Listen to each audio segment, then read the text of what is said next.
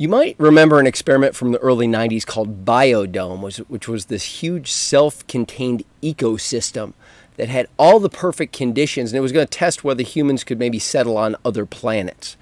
It was a 2-year program. 8 people go into the Biodome, and it didn't quite work out as they expected.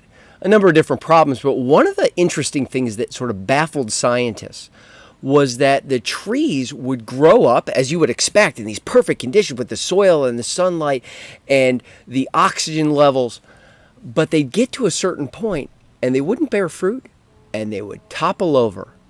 And they couldn't figure out what was going on until they realized there was something critical missing in this perfect environment, and that was wind.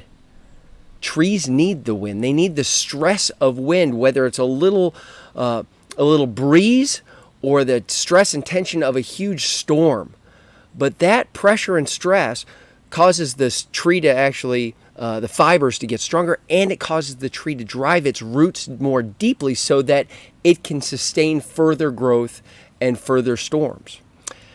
What a great analogy. Because these days we're talking a lot, we're talking a lot about resilience in the military, in corporations, in our society, with our kids, as we're sending them off to school or off to college or into new jobs.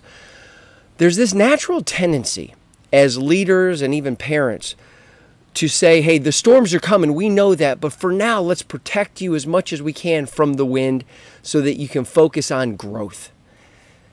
And it comes at a price.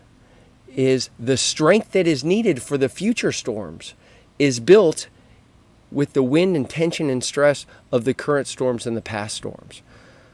Now, I, as a parent, I struggle with helicoptering in because I care so much, or as a supervisor, I maybe micromanage or roll in and I try and eliminate obstacles and challenges that will allow people to grow. And those who experience, there's an area of psychology called post-traumatic growth. And those who experience post-traumatic growth after a trauma or just a setback or a crisis oftentimes come to the realization that, you know what, this was kind of a gift. Because only through this am I now aware of my strength, what I can endure. Or maybe I have insights and wisdom that are only possible to gain because I've gone through this.